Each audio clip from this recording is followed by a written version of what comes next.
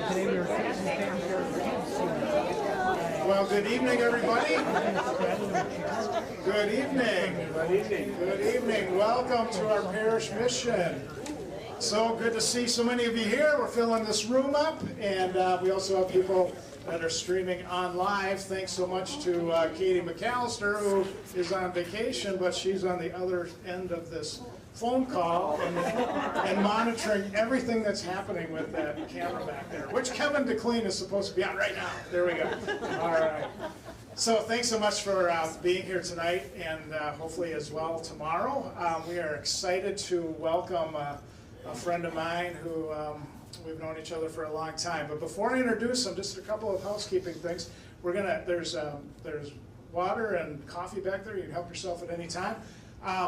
Katie, our producer, director person on the other end of the world, has told me that we got to keep the chitter chatter down, especially around the camera, because everybody around the world will hear that on our live stream. So she said that microphone's picking up everything. So we'll keep it hushed. We'll keep it hushed. All right. So again. Speak out and laugh like you said. Oh yeah, do that. Sure. Yeah, this is live audience stuff. Sure. So I have known Steve Meyer since 1980. We graduated together from Marshfield Columbus High School. We kind of went our separate ways. He went on to Marquette and then UW-Eau Claire, graduated with an English degree, and I went on to St. John's University over in Minnesota. And then we didn't reconnect until 2003, and his life has never been the same, but neither is mine. So Steve has been involved in forming Streetlights Outreach, Whatsoever You Do Incorporated, St. John the Evangelist Homeless Shelter. He's been deacon at his church now for a number of years, St. Elizabeth Ann Seton Parish on the west side. He is an author of a number of books, God Plays a Purple Banjo, Jesus Wears Socks with Sandals, and now, of course, his newest book that he'll be featuring tonight, which we have still a few on sale if you'd like to buy one. Steve is married to his lovely wife, Michelle. They have 3 boys who I always say are, I shouldn't put this online, I won't say that. His 3 boys are really, really smart. Really smart. So, and all doing very successfully in their world. And so we are just so pleased to be able to introduce again, back from with popular demand from the Sunday liturgies, Deacon Steve Meyer. Thank you, Tony. Well, the way this actually went down is this. I was a junior in high school at Marshfield Columbus High School. And I was in an advanced chemistry class, which was a dangerous situation for me. And my lab partner dropped the course, which was not good.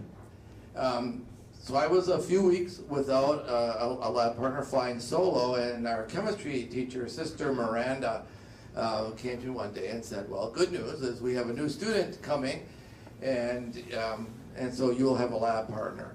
So of course, you know who I'm hoping for. I'm hoping for the brightest, prettiest girl that'll bring me the whole thing, bring me brains, bring me beauty, and put her in that seat right there.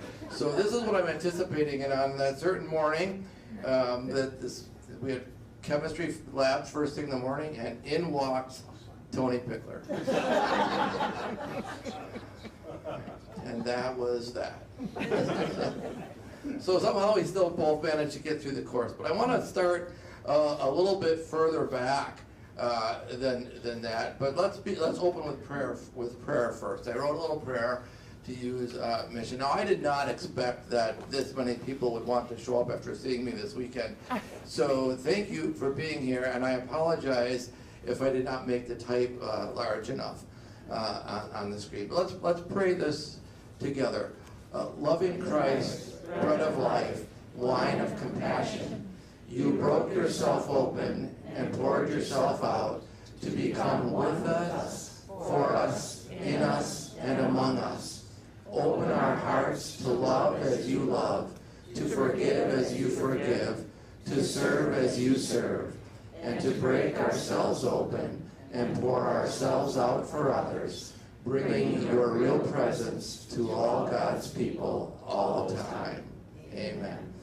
Thank you. So when I made my first communion, I remember that we had to make these first communion banners, right? And now the one I found online, kids put their names on them now. We couldn't put our names on it, but Sister Mary Alice gave us a list of things we could put on our banner, and it was this large wall-hanging size banner. You cut stuff out of felt and you glue it onto burlap and hang it up. And so we had several things to choose from, I remember, and the one I chose, the saying that I chose to put on my banner was, "Do this in memory of me." Now, the reason I chose "do this in memory of me" at the age of 8 is because of all the options, it was the shortest.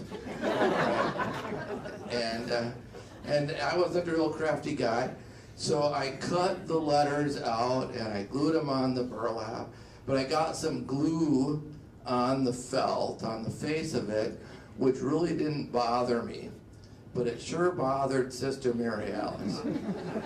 So I remember I had to go back after school and redo it by myself. And like, what an imprint of First Communion that is. What is the this that we do? And I looked at it, and to taunt me about this, my parents had that hanging in our home for many years, right? So over the years, I would look at it, and it would mean more and more. I began to think, what does that mean? I remember Sister Mary Alice really liked my dad a lot. He was very involved in the parish, and whenever they needed a carpenter over at the convent or in the school, they'd call my dad, and he'd go take care of whatever it was. And so she and I, though, had a bit of a tense relationship as it went, and I realized by the time I was in middle school that she would have been a really good member of the High Priest's Council, because she adored the Father but didn't know what to do about the Son. And that's how we got along. But we're left with this question: what is the this we are asked to do? So I wanted to just read a passage from the book here. You know, when after you get a few books published and you do these sorts of things, you can just read your own material, and you don't have to prepare as much. When Jesus completes the foot washing in John's Gospel and says, "As I have done for you, you should also do," is he speaking physically or directionally or both? Does he literally mean that we as disciples ought to routinely wash each other's feet? Wisely, we have interpreted this as a reference to his larger meaning. Make yourself the servant of all. We would all agree that nurses, kindergarten teachers, trash collectors, social workers, firefighters, and so many others are modern-day foot washers. When we volunteer at the food pantry, read to residents in care facilities, help a stranger jumpstart his car, or bring cookies to a single mom, we are in fact washing feet. Likewise, when Jesus offers the imperative to do this in memory of me, is he talking about a literal, specific action, a directional way of life, or both? As Catholics, we readily embrace the narrower meaning, the literal, specific action. Thus we gather around a table and ritualize the recreation of the event. All's good. But there is a deeper, broader, and more profound message in the imperative, "Do this in memory of me." And it hinges on a spiritual pursuit of a single question: what is the this we are being asked to do? Oh boy, The easy and obvious answer is exactly what we do on the surface. We gather in a room, invoke the Holy Spirit to turn bread and wine into the body and blood of Christ, and share it with each other. But as incredible and beautiful as this can be, let's be honest. It's the easiest and narrowest adherence to the directive, do this in memory of me. In fact, this is so simple that we've decided even second graders can do it. As we grow in our spirituality, however, we seek a broader and deeper understanding of the mystery. What is the action, the do this beyond the narrow scope? What did Jesus really do that he is telling us to do? I submit that he did and is instructing us to do 4 things. He took the bread and wine, he broke himself open, he poured himself out, he gave himself to others. And that's a lot. And that's not just a momentary event. That was his way of life. When you read through the Gospels, that's how he lived over and over again and again. He kept taking the substance, the essence of the life around him, the creation before him, and he broke himself open, and he poured himself out, and he gave himself to others. And that's a big deal. And it really helps, I think, if we look into the conceptual, the language of his time. So I'm going to borrow here from the Aramaic scholar Neil Douglas Klotz. And when he goes in and translates the language, of course, Jesus spoke in his everyday life a language called Aramaic, right? It's very closely related to Hebrew, but it was a little more casual and informal. And that was the language of the time. But the language of his time and space was what we would call a conceptual language. We have what we call a denotative language. The words we use mean specific things. And then we take those words and those things and we build them together to create ideas. So, if I use the word microphone, right, that means a thing. We're sort of a noun-based, specific action-based language. That's the way our minds work, what we're used to. But and most Western languages are the same way. So if you study Spanish or French or German or Italian, it's much the same. But when you move into the Eastern languages, they're much more conceptual. They have words and phrases that mean big ideas. And then how you apply them is how you interpret the words themselves. And Aramaic was a very conceptual language.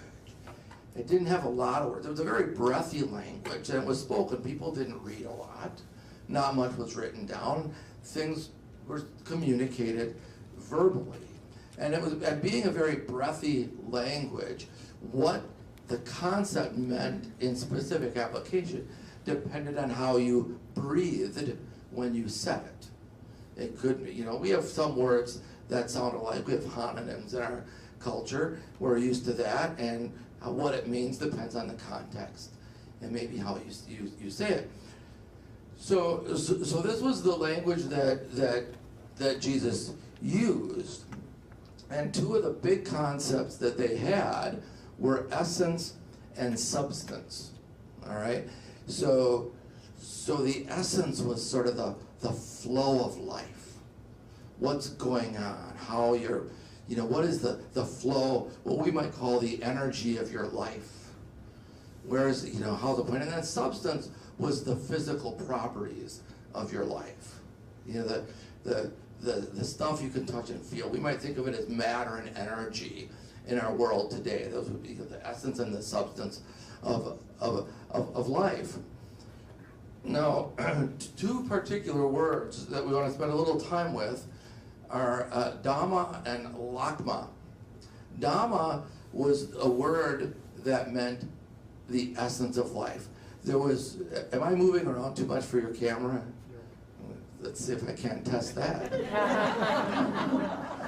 So So, so the Hebrews, they didn't know a lot about science and medicine, but they knew that if you took a grape and you squished it and took all the juice out, that the juice still had vitality. It still had its essence. It still had life. And in fact, if you treat it properly, it got even better. Right?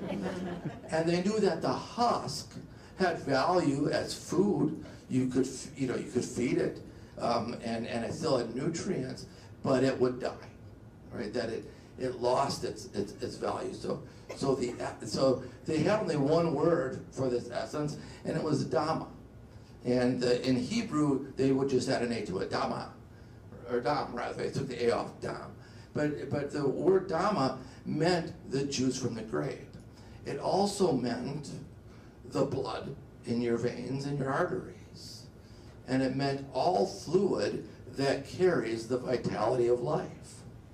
So of course, when they butchered an animal, it's very careful, very important to them that they carefully bled it out and got all of the Dhamma, all of the life, all the vitality and energy of the animal out, right?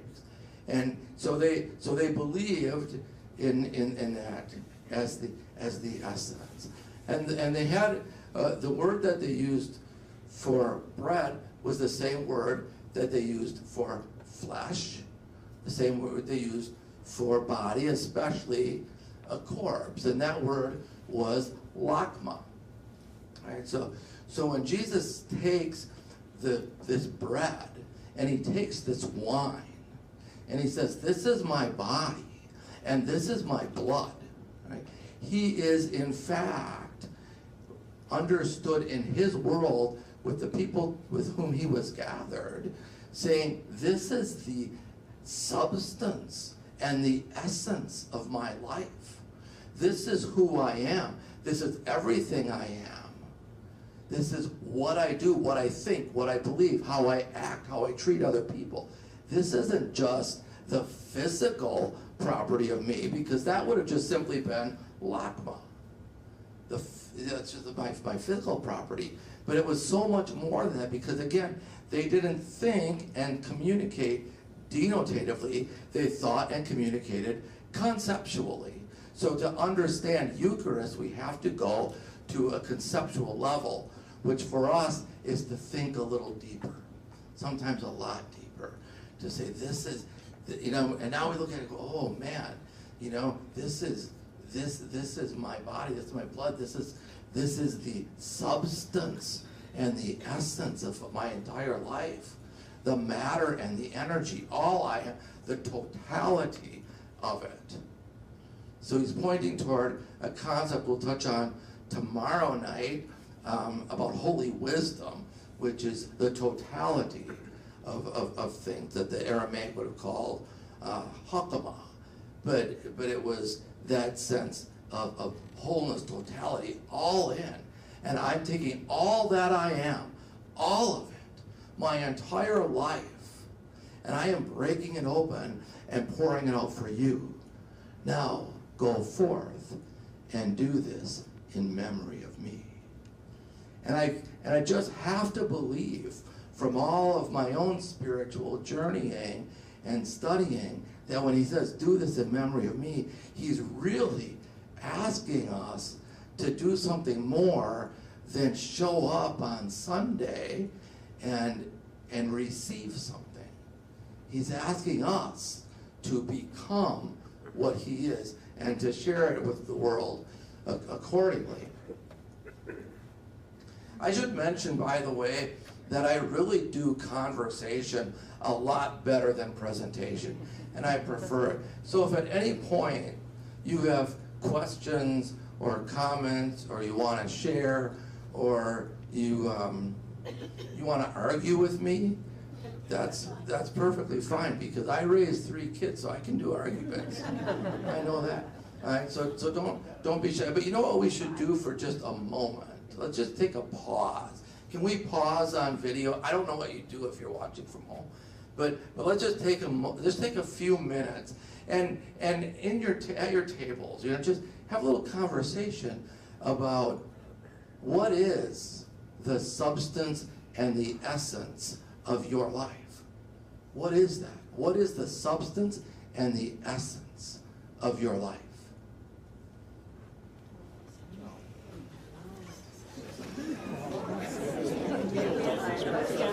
Okay, we should talk loud so Katie, can you hear me?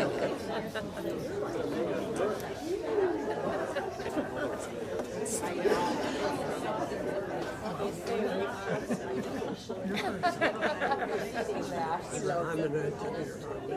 I speak Aramaic. You're learning, right? The nuns told me to keep my mouth shut when I sing, just move my lips. Don't make any noise. I learned that. You didn't learn it.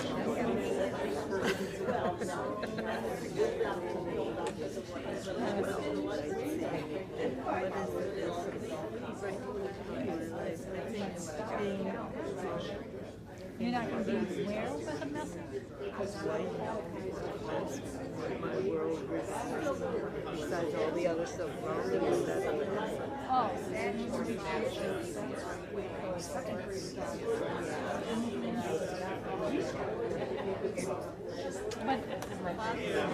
but I don't think the book is reading the first Your whole chest and your well, I think The car I drive, real life sometimes. I mean, the essence They're all yeah, maybe. The food we eat. strike that. Sometimes I don't try hard, and other times I take into consideration Katie can hear us. Katie, what do you have to say about the substance and essence of your I life? don't have the reserve Text Tony. to do what I used to do a lot more. Yeah. I have to deal more with Right. Surprised she can hear us with the waves rolling in. through, but I carry through the essence of Yeah, you what know, I I think should about be doing, and I do it some, but terms like when you think of love, but I it think might it go will to change. the It attitude, just does because life striving, even if it's serving children and grandchildren our own and physical needs. wide open to Opportunities to help. It does, yeah. Right. And even other things in our lives, it can be, There you could be having an illness, or you could have family responsibilities. Your substance is going to be a little bit different in your day to day. And on top of it all, your essence is, you feel the sense of what you should be doing. How about you?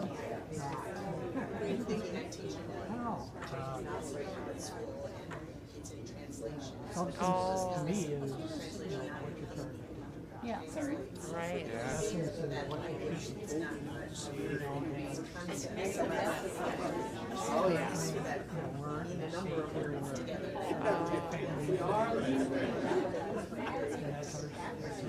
Right.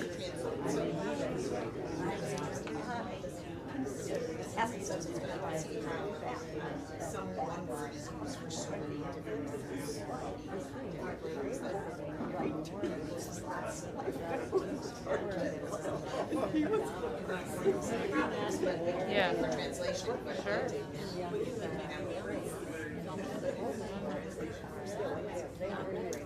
written in Mandarin or in Cantonese.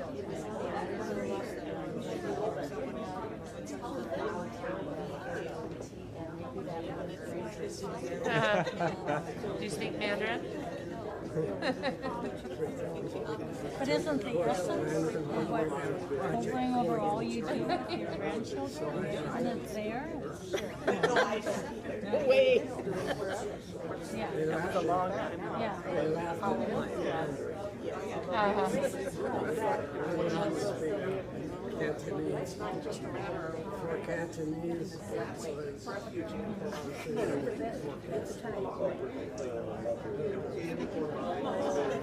Russian. He dragged me to lots of things, and he could remember everything. I mean, I had to do the Have you suffered long enough with this question? yeah, there we go. Well, Max, you know, regardless of whether or not you get the answer, just the conversation in pursuit of the answer, you know, it's challenging and it's wonderful. That's how we grow, right? We grow by pursuing the questions. But I am interested did anyone feel like they figured got somewhere with this question? What is the substance and essence? Volunteer. This is a nice story. She's got a great story. Yeah, go ahead. Oh, now you're on the spot. Should we vote? Well, they asked me if I remember my first communion. Yeah, okay. They asked me if I remembered my first communion, and I said, I will never forget my first communion. Because I was all dressed up in my pretty little dress, and all my aunt stopped in, and they saw how pretty I was, and she gave me a lemon drop. And I ate a lemon drop. And I didn't realize until later that I had eaten something before communion. And I had guilt, and I was ashamed to go to confession and say this. I was a little girl. And I remember as a young adult, I did confront a priest, and I said, I've been carrying this around for such a long time. I said, I ate a lemon drop before my first communion. He said, what did the Catholic Church do for you? Now, I don't know if you'd like to hear that. I wasn't going to tell the whole people this. But I'm saying, I mean, you know, I didn't have any idea what this was. But I do now. I mean, I have learned since, you know. Oh, I did want to hear that. The great tragedy of the lemon drop. You know, it's we've done a lot of things over the course of our history as Catholics to try to really instill a sense of reverence and awe for Eucharist. But in doing so, maybe we've pushed it too far away from us. Because when you go into scriptures, not only did all of the apostles eat within an hour of the first Eucharist, they were eating during it, you know, while they were eating. So I think you're okay. I really, it worked out all right.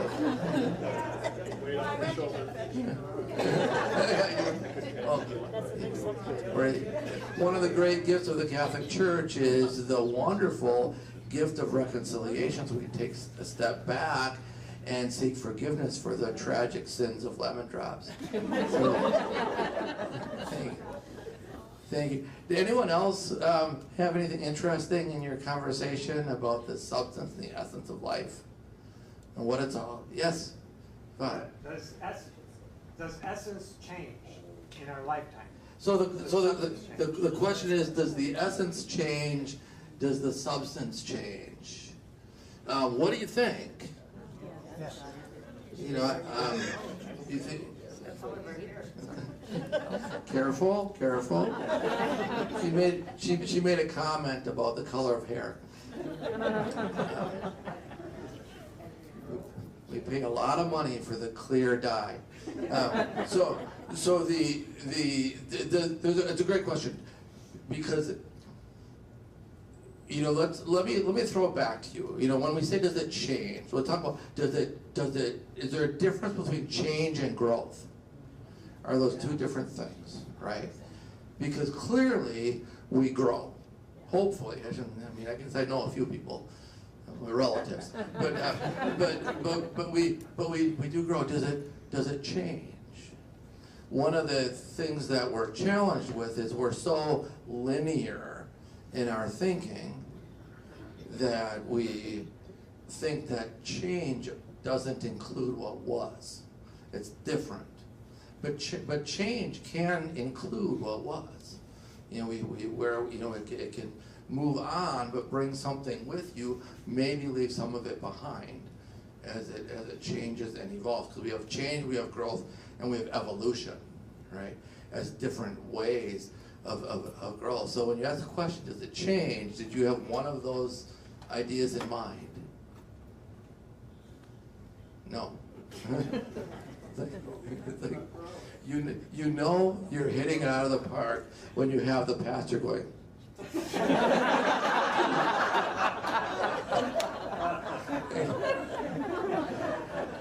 Hey, thank you for the affirmation.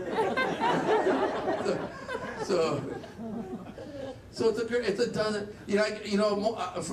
What do you think? Show of hands. How many people think that your essence and your substance changes over the course of a lifetime? Yeah. Pardon me? Substance, not essence. Substance does, but not essence. Yeah. I mean, and a narrow understanding of essence, if you're going to go with energy, it does dissipate a bit. but hopefully, what we're doing through all of this is we're growing, right? We're growing. I think it does change, And have any of you ever read Richard Rohr's book Falling Upward? About the two halves of life, right?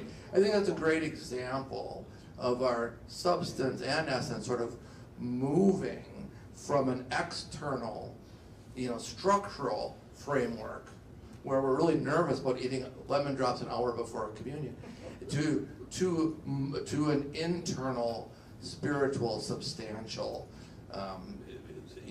experience and realization. So hopefully, if we're journeying well, I prefer the word pilgriming, if we're pilgriming well through life, it will change.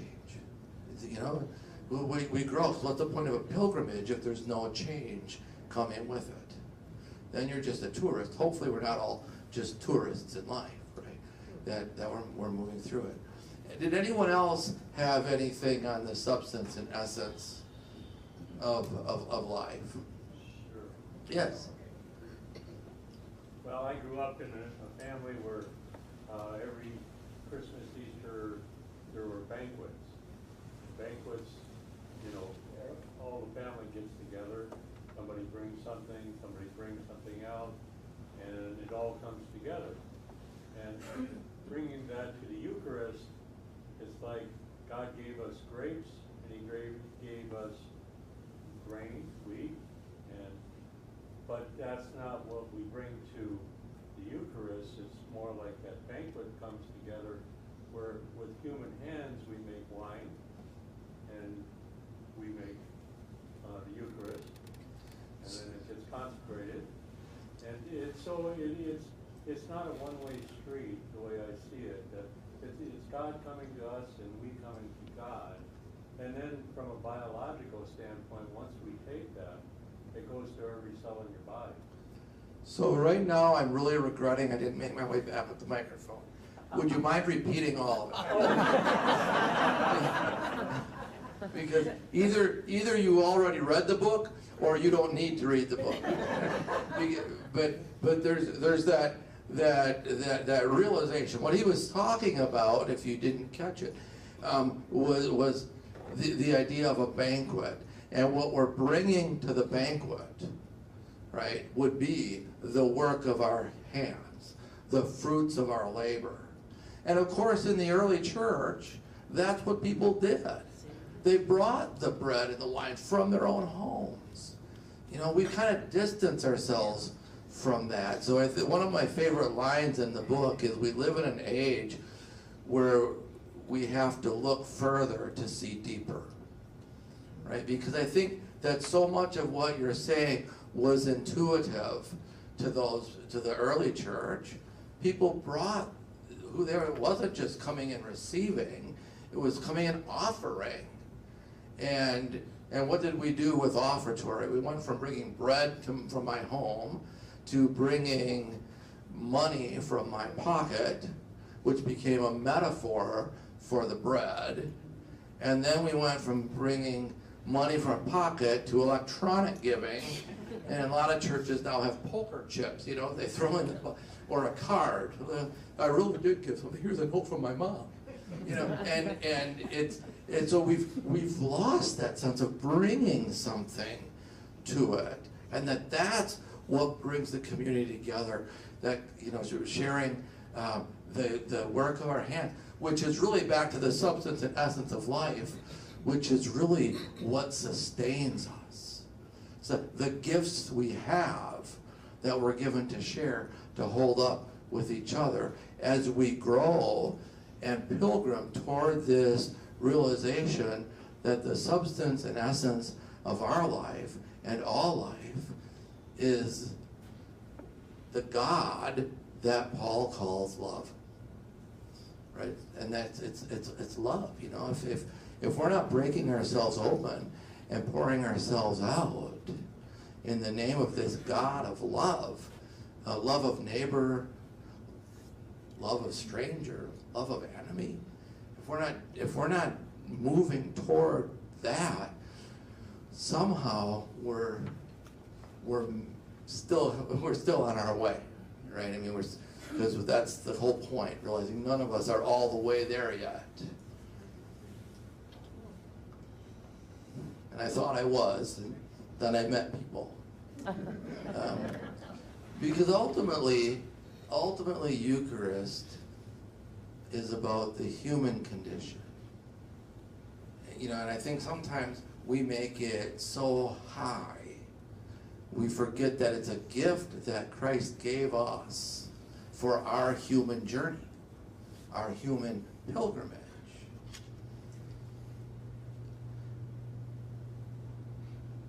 I'm getting some good light here. Dr. Abramson looked more like a minor league batting coach than a professor of 19th century British literature. He was a large-framed, burly guy who bought all his clothes at thrift stores and garage sales where it was hard to find things that fit his build, so he settled for whatever was comfortable. But boy, did that guy understand humanity. When we finished discussing any novel, he'd ask us the same question: what does this say about the human condition? It's a brilliant question, and it applies equally well to Pride and Prejudice as it does to Winnie the Pooh and the Honey Tree. It's an important question to ask of the scripture stories passed to us through the generations. What does this say about the human condition? Sometimes, perhaps, we get too enamored by the religiosity of the Gospels. You see the grace with which I pulled that off? We get too enamored with the religiosity of the Gospels to remember that they are actually human stories about the human journey. The story of the Last Supper is a great example. What happens if we dare to read it as literature? I understand that might make some people a little nervous, but save your emails for a minute. I'm not suggesting we forget or dismiss that it's gospel, but rather that we allow ourselves to encounter it broadly as a human story rather than narrowly as a religious story. If we do this well and with earnest hearts, it won't diminish our understanding, it will expand it. Exploring it in this way invites us to ponder motivation. Why did Jesus do it? Why would he break the bread, proclaim, "This is my body," and then pass it around the room? And the same with the cup. Why would he take the cup of wine, proclaim, "This is my blood," and then tell everyone to drink it? What commentary about the human condition does this story reveal? Well, as anyone who has been in the role of caregiver can attest, this is what love does. Call it human love, call it divine love. Either way, Jesus tells us, it's the same love. And when we love someone, I mean really love someone, such as a child screaming out in the middle of the night, a spouse in the advanced stages of a terrible disease, or an aging parent who might not even remember who we are. Is this not what we're called to do, what we want to do? To break ourselves open and pour ourselves out. When we're exhausted, beaten down, and at the end of our rope, isn't this still the body and blood of Christ we share with those we love? We break ourselves open and pour ourselves out because that's what love does.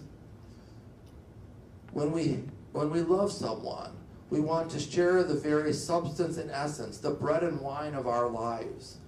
So what does all this say about the human condition? It says that love is willingly self-giving, that it moves us to give everything we are to those we love. And when we do this in memory of Jesus himself, we become, in fact, one with one another and one with God. We become Eucharist. We become the oneness. We have the word Christ. It's important that when we come for communion, we don't say the body and blood of Jesus. We say the body and blood of Christ. And the language here matters because Christ means anointed one, the anointed one. Now, prior to Eucharist and resurrection, that one would mean individual, the anointed individual. But through Eucharist, through Holy Communion, that one transfers to a different meaning, the sacred oneness, the wholeness, unity. We are all one, right? There's no I in team. We're all one. So suddenly the Christ becomes the anointed one. All of us together, all God's people, all the time.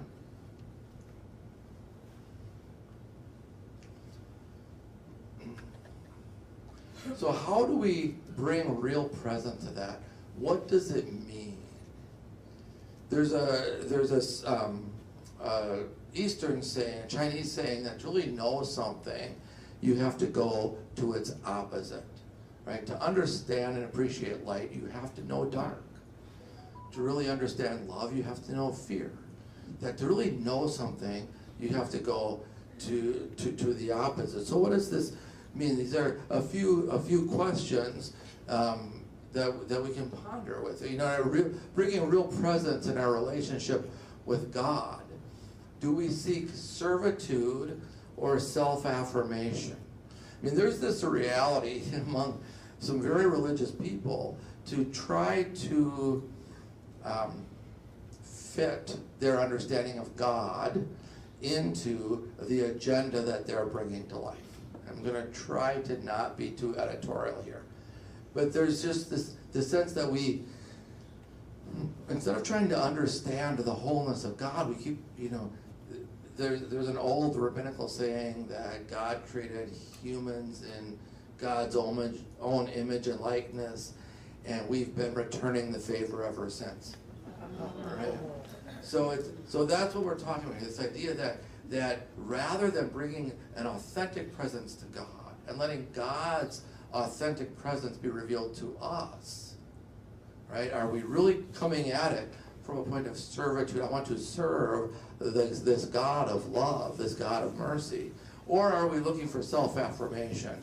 How can I understand God in a way that gives credibility and credence and justification to my existing set of attitudes and dispositions? So rather than us growing into relationship with God, we shrink and shape God into relationship with us, right? So to know God, to have a relationship with God, go to the opposite. Because I think we can all see the opposite happening all around us all the time. There's a great quote from Atticus Finch in To Kill a Mockingbird. Remember that book? Oh my God, right? And the quote is, the Bible in one man's hand can be more dangerous than a bottle of whiskey in another's, right? And it's that sense of if we're coming at it with a sense of using our faith, our religion, you know, rather than discovering, growing in it, then we're moving in the wrong direction. Secondly, what does it mean to live in real presence in our relationships? The last section of the book, you know, breaks out 5 different types of relationships. If you remember, like 9th or 10th grade English class, you know, and all good stories have conflicts around one of 5 things. Conflict with God, conflict with self, conflict with society, conflict with nature. What did I miss? I'll get to it. Conflict with God, conflict with self, conflict with others in relationship, conflict with society, and conflict with nature. So to be whole and to live whole, we want to bring all of this into harmony rather than conflict. So if we're going to have this real presence in our relationship, seek harmony in our relationship with self, are we approaching our faith and our relationship with self, with God, with a sense of enriching growth or self-protection? It's real easy when we're under stress and anxiety to sort of spiral into this sense of self-protection and taking care of ourselves, you know, and worrying about myself first, and rather than challenging ourselves toward enriching growth. Because in order to grow, as we were talking earlier about change, in order to grow, we have to be willing to leave something behind. Fears, anxiety, pettiness, you know, all that stuff. How are we doing on time, Tony? Because I could just keep going on with stories. So we're 50 minutes into this thing already. Yeah, we are. Tony just said 3 more minutes. Sorry, Tony, not going to make that. So I'm a avid backpacker. If you've ever read any of my books, I'll make references to lessons learned in the mountains. And you know, one of the guys I've gone with quite a bit in the past is my brother-in-law, Wild Man Don. And I call him Wild Man Don because he is an accountant of the highest order. So he has spreadsheets and weight calculations for everything. Minimize, you know, oh, if there's a lighter camp stove, he'll buy it. If there's a lighter tent flap, he'll buy it.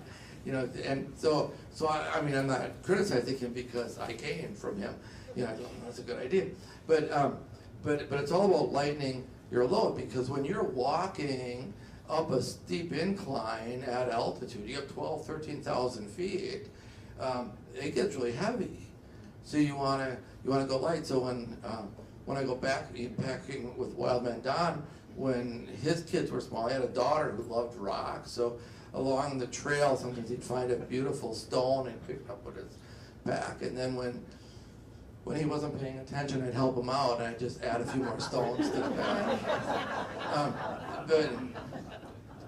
But every, you know, and I said, every once in a while in life, right, we need to take off that pack and dig around in it and find out what's just weighing us down, what's slowing us down, what's holding us back from really, you know, moving forward with a light heart on this journey. So, and it can be things like anger and pettiness and remorse and guilt from a lemon drop and all that stuff, right? And so in our relationship with self, are we really looking for enriching growth? Because that's going to mean doing the hard work of taking off the pack and unloading the stuff that just isn't helping us move forward and is holding us back. But all that stuff protects us, right? It gives us a certain sense of security of some sort. So we have to be willing to move beyond that.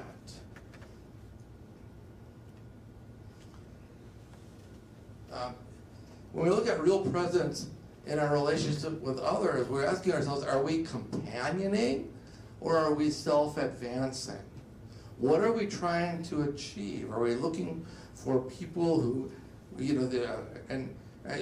most of us have enough life experience that we've moved beyond this, I think, but certainly when we're younger, we're at risk of using people for our own self-advancement.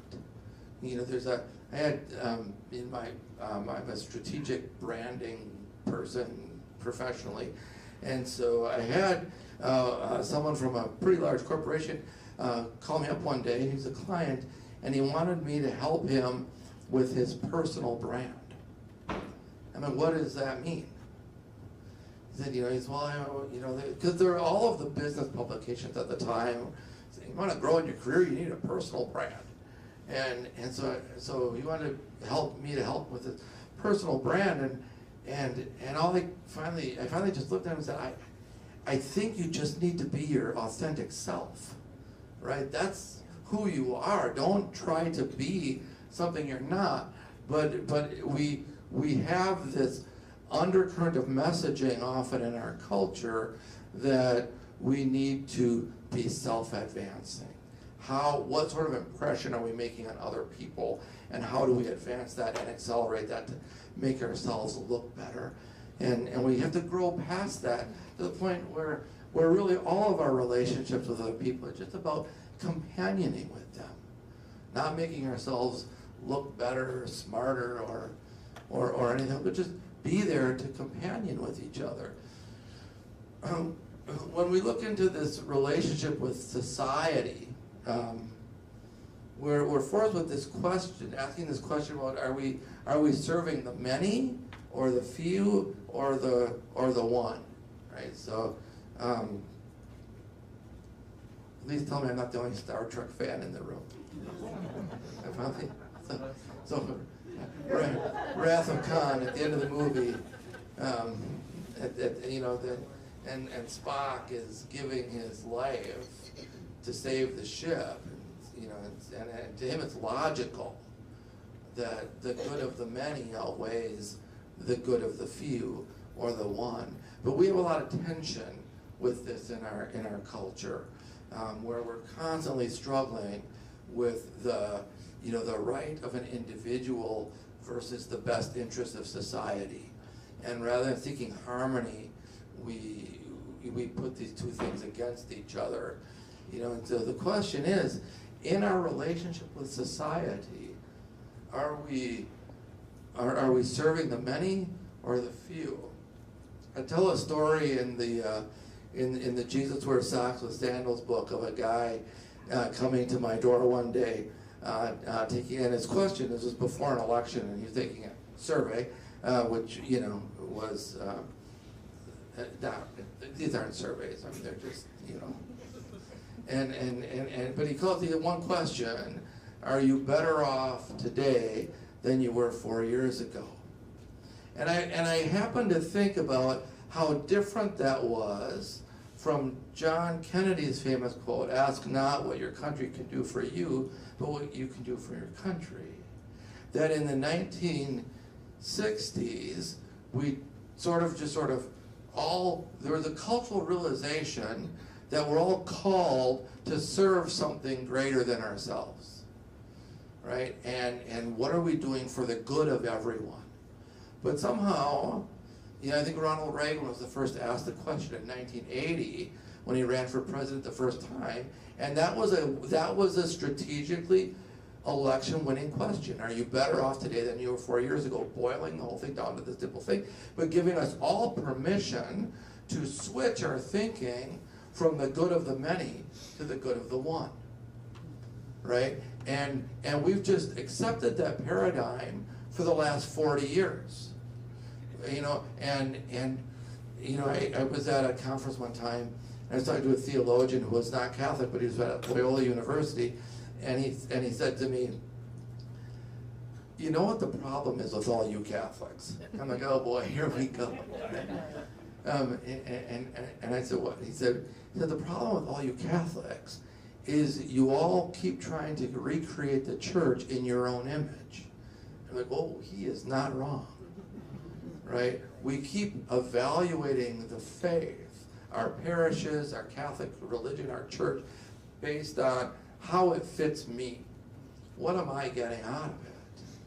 And we don't think of it in terms of, wait a minute, what is it serving? It's serving everybody. It's Catholic. It's universal. And how am I contributing to that?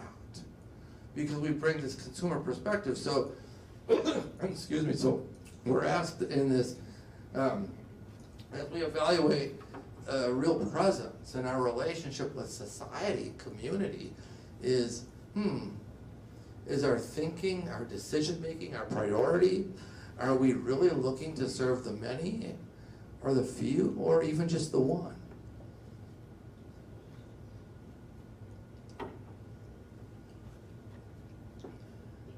And then we have to look at this question about our relationship with creation. This is a priority for Pope Francis right now. It's very controversial in our world today. We've chosen to make it controversial, but the simple question about our relationship with creation is: are we seeking to be harmonious with this creation that God, put before us and said, "Here you are, be a steward of this," or are we exploitative? Are we using it to advance the interest of the self? Are we using it to make our own lives easier? Or are we seeking to live in harmony with the creation? Because here's the thing. I'm convinced that the reason we have so much anxiety and tension in the world around us, so much division in the world around us, is because we have so much anxiety and tension and division within ourselves. And we need to heal that. And Eucharist, right, heals that.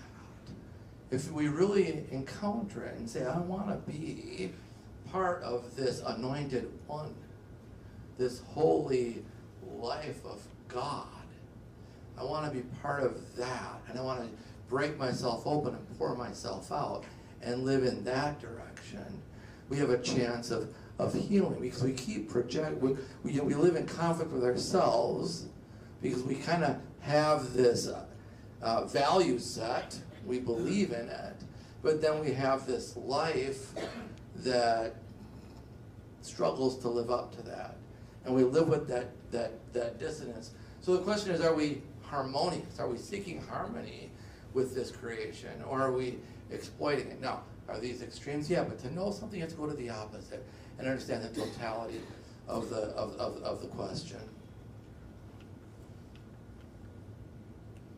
I thought you shut me off there, Tony. So one more passage here, and then we'll open it up.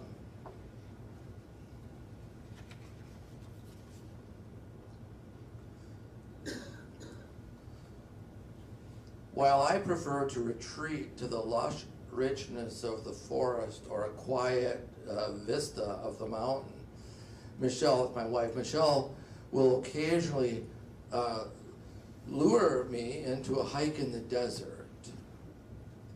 This is a very different experience. With no trees, no canopy, the reality of my vulnerability rockets to anxiety level as soon as I get beyond the sight of my car. The initial temptation to walk 50 yards, turn around, and call it a day has a powerful attraction.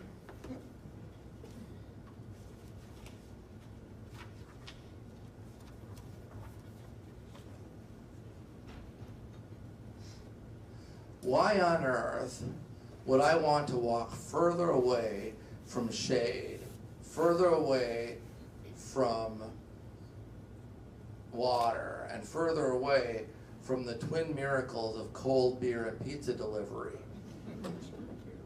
The hot sun, the parched earth, and the unseen dangers of rattlesnakes and scorpions take a neon highlighter to the fragile reality of human life.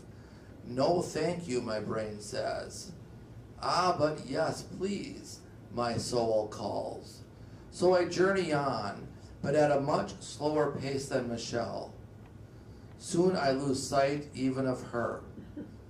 After about 2 miles, the anxiety burns itself out like a cheap candle. Alone with God in the emptiness of a desert, life's stressors, pressures, doubts, and falsehoods are vacuumed out of me. I awaken to the realization that the sky is real, the earth is real, and love is real. Everything else is exposed as illusion. Deeper into the peace of nothingness, I finally emerge into the fullness of allness.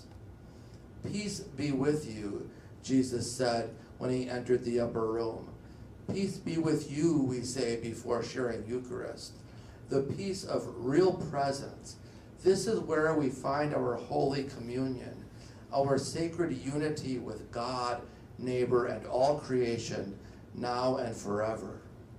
When we are able to live in communion with God, with self, with others, with society, and ultimately with all of creation, we are able to live in peace, harmony, and love. The gift of Eucharist opens our eyes and our hearts to this reality, not only as a future heaven, but as the real presence on earth as it is in heaven. Jesus, of course, understood this. He also understood that this Holy Communion is not something we can know intellectually. It is something we are blessed to engage experientially. Do this in memory of me. So thank you. Questions, conversation. All right. Comments. If anyone read the book, concerns, I'll take prayers.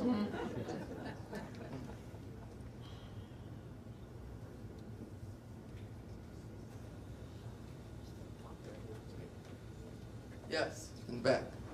As I was listening to you, I just thought of some quotations. Okay, I'm going to bring the microphone. Aligned with what you are saying. And one of them is, this is the greatest treason, to do the right thing for the wrong reason. Yeah, I'm going to give that. So you were talking You have about to that. say This that. is the greatest treason, to do the right thing for the wrong reason. Right? Mhm.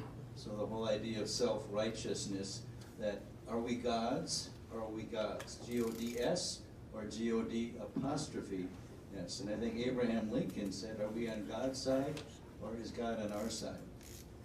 And I think the point he was making relates to white nationalism today, Christian white nationalism, which talks about God is on our side.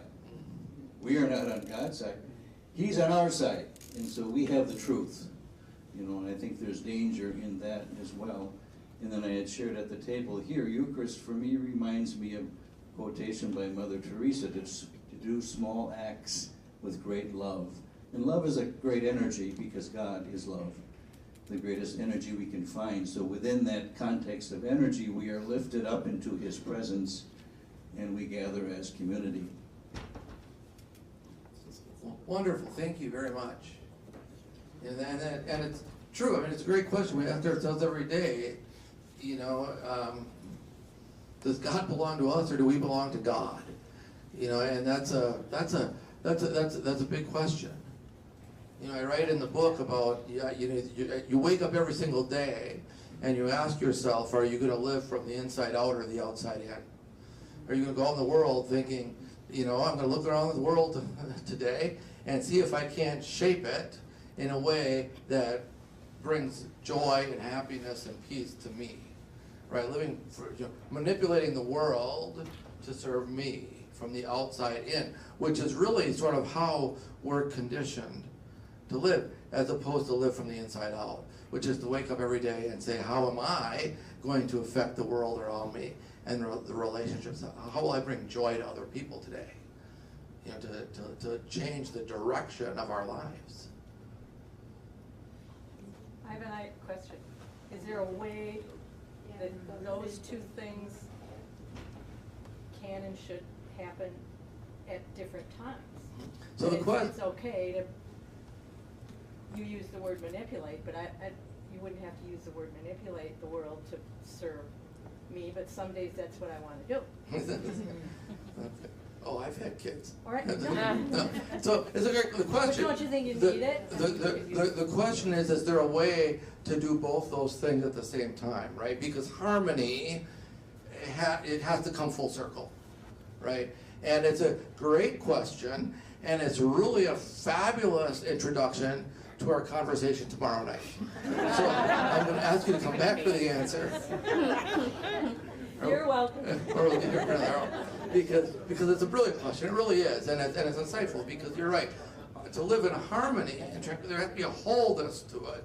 It can't be omni or one directional. I mean, it needs to come around. So thank you for that. And I'll answer it at another time. Be here tomorrow. Anyone else? Yes. Steve, I'm wondering how you would give this talk to us 25 or 30 years ago when we were raising our families and had little different ideas, rather than now when you're sitting here with a bunch of gray hairs with different thoughts.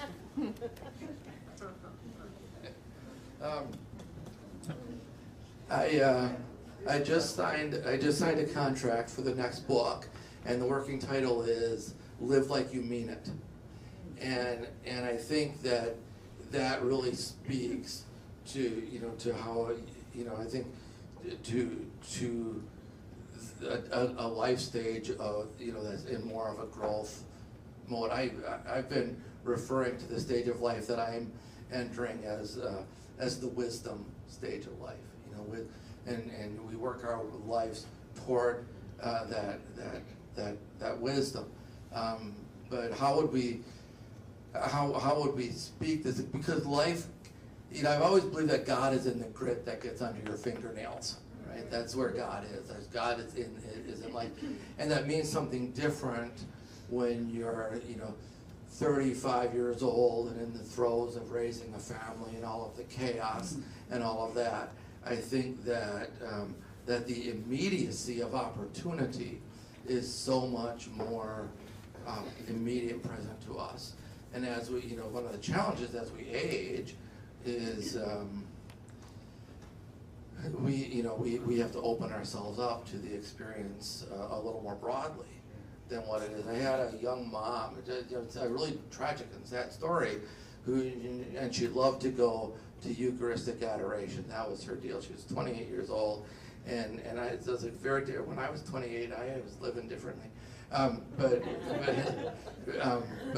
she loved the peace that she got from that. But she had 4 small children, all under the age of 7, I believe, at the time. And her husband had pulled a gun on her. So he was in prison, and she was alone, single parenting these 4 kids, including an infant.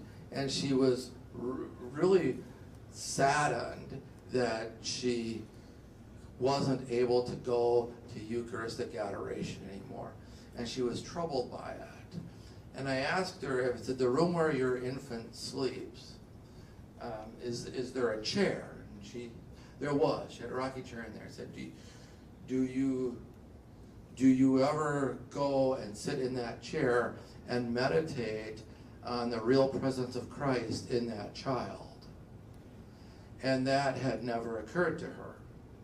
And so I'm thinking, well, let's talk about that. Trying that. I'm not in any way diminishing or substituting Eucharistic adoration, but if we can't believe that Christ has a real presence in the innocence of a child, when our scripture tells us the story of him picking up a small child and saying, this is me.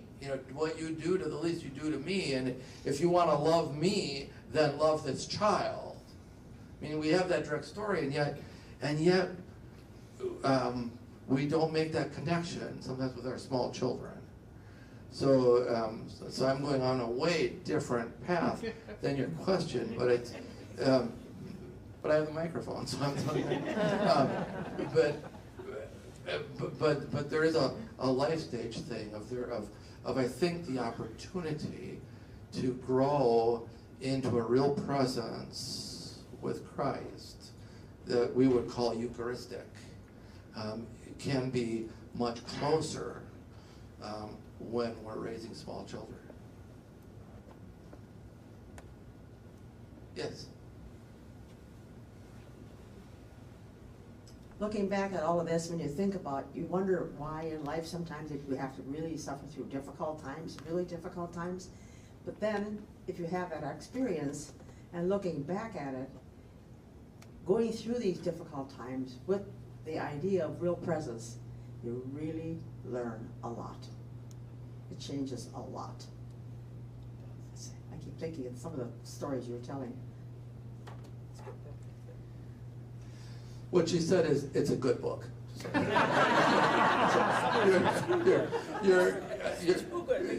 It makes her cry.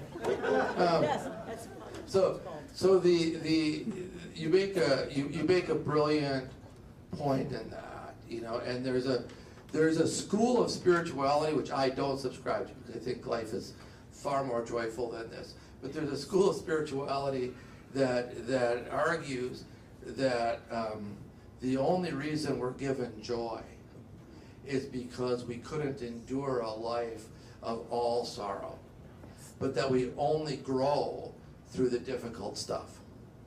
And it's the pain and it's the trials and the tribulations. Those are the things that cause us to grow and move on. And we don't grow through the happy times, right? When I do marriage prep with couples, one of the most critical questions I ask them is, how do you fight?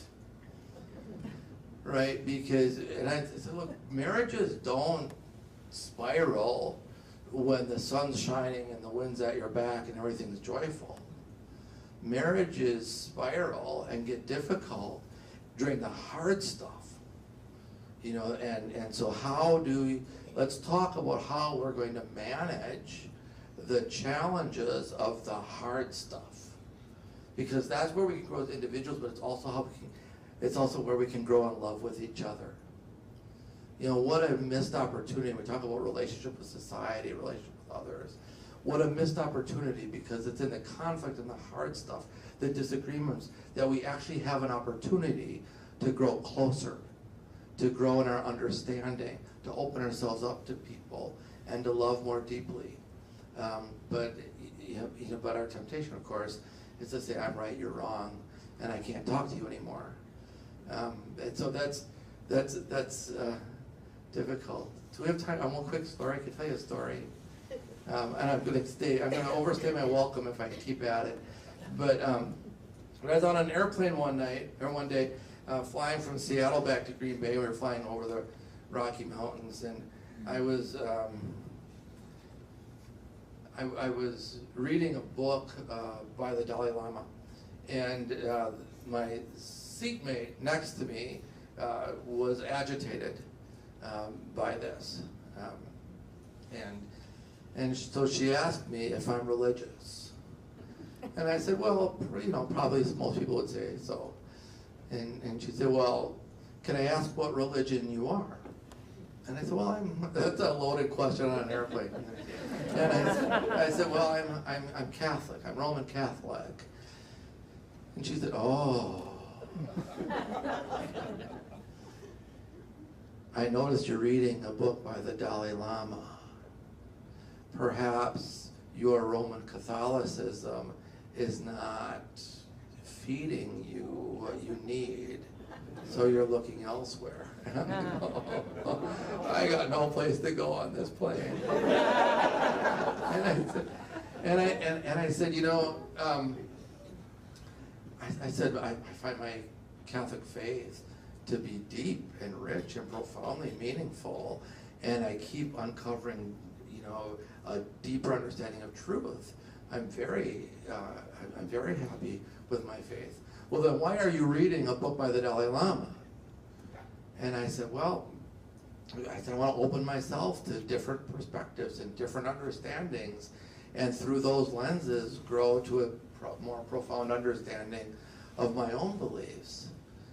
And she said, but apparently you don't understand your beliefs, and they're not speaking to you if you're reading a book by someone who's not of your religion. And I said, well, sometimes I think that how a person practices their faith might be as or more important than the faith they practice. How they practice it might be as or more important than the actual faith itself that they practice. And she looked at me and said, I could not disagree with you more. And she turned her back to me and looked out the window the rest of the flight. So I got out of it. But this is, now, here was an opportunity. And that I found, she and I were, we lived in different parts of the country. We had different geographic references. We were from different places. We were different genders, different generations. And we could bridge all those gaps, but the one gap we couldn't bridge was religion. And because rather than opening up and growing and dialoguing and seeking to understand each other more into the difference, the door was just slammed shut, and relationship became impossible. So, anything else? Anyone else? I'm here as long as you are. All right, so let's, tomorrow evening, going forth, now what? Thank you for teeing that up for us already. But let's just wrap it then by restating this mission prayer, if you wouldn't mind it with me. Loving Christ, bread of life, wine of compassion, you broke yourself open and poured yourself out to become one with us, for us, in us, and among us. Open our hearts to love as you love, to forgive as you forgive, to serve as you serve, and to break ourselves open and pour ourselves out for others, bringing your real presence to all God's people all the time. Amen. Thank you.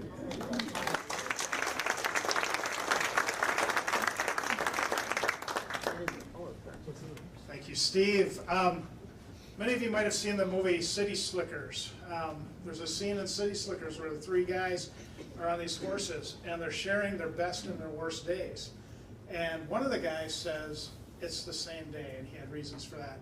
The day I met this guy, back in 1980 as a transfer student in Marshfield, Columbus, I always say was one of my worst days, because I was a new student, all these people knew each other, I didn't know a soul, and I'm an introvert. And worst day, but the best day, because I met a guy like this, who not only helped me to pass that chemistry class, barely with a D+, but also has shown me and shared with me and stretched me so much in terms of my understanding of Eucharist. And I was so glad he was able to say yes to stretch all of our understandings of Eucharist with this book, but also with his life and his stories. We look forward to tomorrow night when we get to part 2 of what do we do about this? How do we go out and be Eucharist in this world of ours? A couple of commercial announcements, and then to be Eucharistic people, we should be eating and drinking, and that's what we're going to do, right? There are a few books on sale out on the table and the entryway over there.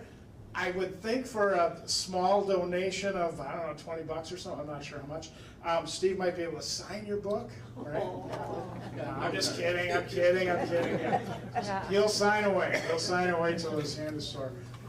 So feel free to ask him to sign your book. Secondly, if you're, yeah. Some of his other books are on the rack? Not many, but if you want any of his other books, let me know. We've got some copies. I know you've got some copies at home. I can bring more tomorrow night. Okay. Excuse me. What else was I going to say? There was another thing I was going to say. Oh, shoot. Oh, if you're not here tomorrow night, next Wednesday, the 22nd, Sister Diane Bergant is going to be here for our town hall meeting. She's a world-renowned scripture theologian from Catholic Theological Union. She's going to drive up here from her now home in Fond du Lac, and she will be talking to us about what does Scripture say about our violent world, you know, with wars and gun violence and all this stuff that's going on in our world. What does Scripture say about that? So Sister Diane Bergant, just a phenomenal theologian, will be right here at Resurrection, 6:30, a week from this Wednesday. So I think that's about it. Any other good for the group kinds of announcements? Just Tony, a reminder to all, on Mondays at noon, we gather here for small group discussion, and we're actually breaking open the book further, and Tony has some really good journal questions. And we have wonderful soup and substance. Is that substance and essence? Right. So Monday, soup and substance and discussion of this book. If you want to hear more about Streetlights Outreach, which Steve and I started back in 2004, that's what the Be Like Jesus, Live Like Jesus series is this week. So we've got that on Wednesday morning right after morning mass, and then also on Thursday evening at 6:30. So that segment's going to be on Streetlights Outreach. So I think that's it. Let's enjoy. There's some snacks back there, cheese and crackers and wine and coffee and water, and help yourself, and let's celebrate with each other's company. Thanks for being here tonight.